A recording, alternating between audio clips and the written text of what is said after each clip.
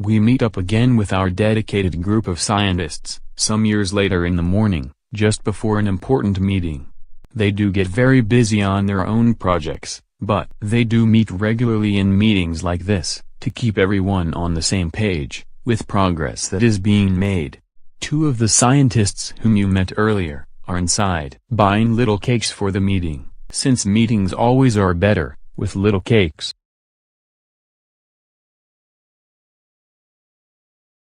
Shh, look over there, isn't that funny, cups and little cakes. Do you suppose that there ever could be a world where cops were not famous for eating coffee and little cakes? I can't see how. What else but nice little baked frosted treats would be just the right thing to start the morning. I'm sure that if a large society just did not have something as simple and good as coffee and little cakes, that they certainly would invent them. I'm with you though, I cannot imagine cops being famous for eating anything other than coffee and little cakes. I do not know what else they could be famous for eating. But back to the task at hand, what types of little cakes do you think everyone wants? We could just get an assorted dozen. How many people are going to be in the meeting today? Will that be enough? I'm not sure. Maybe we should get 1.5 just to be safe. They do go pretty quickly. Yes. That sounds good. Let's get going, the meeting is starting soon. Hello everyone, thanks for coming. I know that you are used to the regular meeting, where we share status updates, but in this meeting, we also have some items of discussion that we need to come to some decisions about, as a group, that will affect the direction of this whole project. Starting off this meeting, will be Dr. Rex, one of the founders of this project. He was the one who brought me into this project many years ago. He is now heading up the group who have been digitized due to age. Thank you, it is a pleasure to be here. As you know, my physical body gave out a number of years ago. When I helped to start this project, my goal had been to finish it before having to be digitized.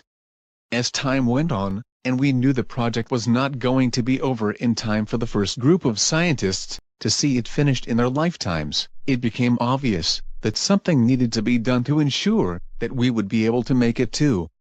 As you know, I am digitized now. Before any of us passed, we decided to not just take part in the digitized life program, but also save the key parts of who we were, so that we can be back to our normal selves again. At the completion of the project, we made detailed brain scans like had never been done before. We made scans of our working brains down to as small of a level as was possible. We also saved our genetic information so that our bodies can be remade, newer, better, and stronger than they had been before. In many cases, our old bodies were even saved in a stasis of sorts, in case that can help our transition be smoother. The problem we are facing now is that ever more of our scientists are joining the digitized ranks. Each scientist that is digitized takes a decent amount of money, space, and other resources that we need to keep hidden, both from our shareholders as well as the Crown, our competitors and the public. If people find out that none of the scientists on this project are dying, then there will be a backlash that will threaten the project. The fake funerals help, but more needs to be done to ensure our safety. We need to have a secure off-site location where we can safely hide until this project is finished. Thank you, Dr. Rex.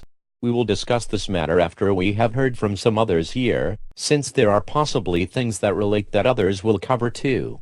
Next, Dr. Bellum will discuss matters related to the safety program for when this project is complete. As many of you know already, before I was hired onto this project, this company had no military and weapons experts. There was no need for one in a company that specializes in life extension. When the realization came of just how dangerous it was to have a secret this big that everyone else would want so badly, security became a very real concern. I was tasked with the assignment of stockpiling weapons that could keep us safe if our group was found after we successfully make the leap we are working on. Just being honest here, with as much resources as it takes to send every single person in the project to a new dimension, in a new body, we will never have the numbers to fight off any significant force or world as in any major kingdom. Our only hope is to hold any potential invading group off long enough to disrupt or destroy whatever technology they would use to get to any dimension we could be on. Due to the difficulty of crossing between dimensions, we should be able to keep them at bay, if we are prepared. The immediate problem I am facing now is that we need better, more secured places to stockpile weapons that we need to bring with us. Having a large amount of illegal weapons stored in such a large metropolitan area is not a good idea if we want to stay in the good graces of the Crown. We need a safe location to store weapons, where it will be easier for me to keep them hidden. I have helped create shell companies, and have created military-related business ventures to hide our true activities. Even with these safeguards in place, we will need a new location to house our stockpile. Thank you, Dr. Bellum. Next, Dr. Abscondum has some important news for us. With the generous resources that have been allotted to my team, and with the help of the advanced neural tech that has so generously been provided, we have made some important breakthroughs in researching the other natural frequencies that have worlds very similar to our own. These other dimensions, as you often call them, are becoming less of a mystery with the new data and research that we now have. I would now like to make use of your neural interfaces to show you the images I have, rather than using more old-fashioned methods used in some of our previous meetings. Now that The Last of Us has finally received their neural modifications, we can now share more directly than we have before. In the history of our civilization, we all remember the tremendous efforts that have continually been made to fight off the extreme cold that has been a part of our world since the dawn of recorded history. It seems to have been the cold itself that first started our ancestors on the path of learning and adapting to their changing environment. Our world had been a warmer one.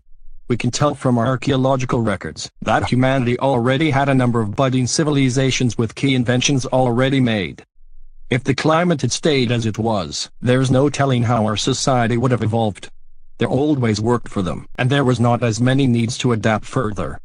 But when the climate of our planet started changing, and the extreme cold came, they, along with many other species, were forced to adapt or die.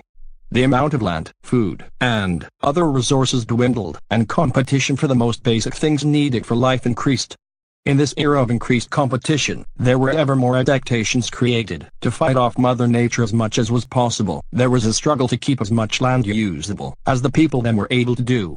For tens of thousands of years, the struggle against the environment and the struggle against others for resources helped fuel continued advancement. Our people slowly learned metalwork, trade, farming and land reclamation techniques, and eventually, every development that built the society we have now.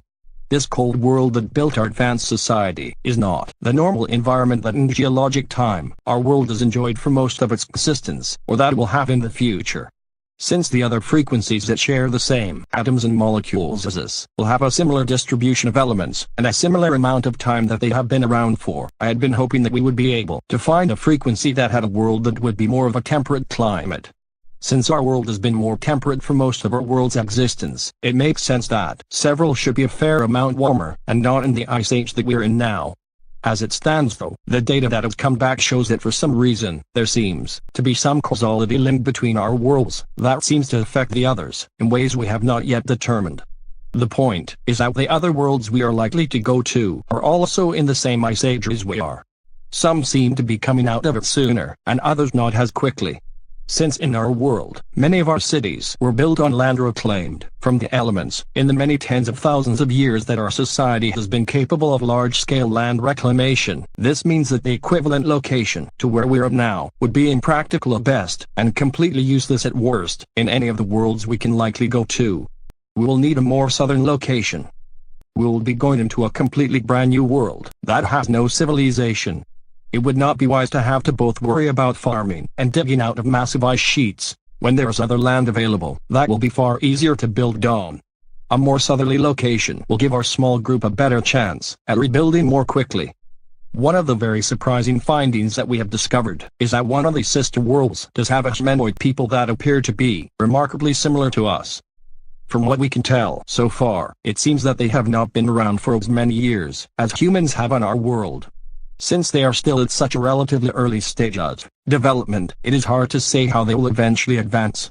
For now, I recommend staying clear of the world to avoid complications to both their growth as a society, and to them getting in the way of the cities we are going to build. There's no reason to go there, when the other sister worlds are free of advanced life. Is it just me, or do they look a little small? It is hard to tell from the images you have. since there are so few reference points to use that give an accurate scale. And that big scary hairy thing. Will we have to deal with things like that? Is that their pet or something along those lines? It is so huge. From what we can tell so far, yes, that people do appear to be a little shorter on average than our people were the equivalent time of our development. Without more data, it is too hard to tell if it is genetics or nutrition differences. As for that animal, they are hunting it, quite literally, with spears made of sticks, stones, and other such materials. We have killed most of the large animal species in our world, but in the ones we can go to, the wild has yet been untouched. No matter the size of the animal, the supplies I will bring are going to keep us very safe, and also likely well fed. With what I have heard today, if we had a southern location to share with both of the other groups that need a new off-site location, we should be able to share it. So, if it is alright with everyone here, we can obtain a new off-site location that can be used to keep the older scientists safe, to store our stockpile, and to act as our staging area for when we make the leap to our new home. Dr. Bellum, can you find us such a location? I already have several possible locations for the consideration of the other groups. I will run these by them so that we can decide together on this matter. With that, our meeting is adjourned until next time. Thanks for coming, and thanks to those who brought those delicious little cakes.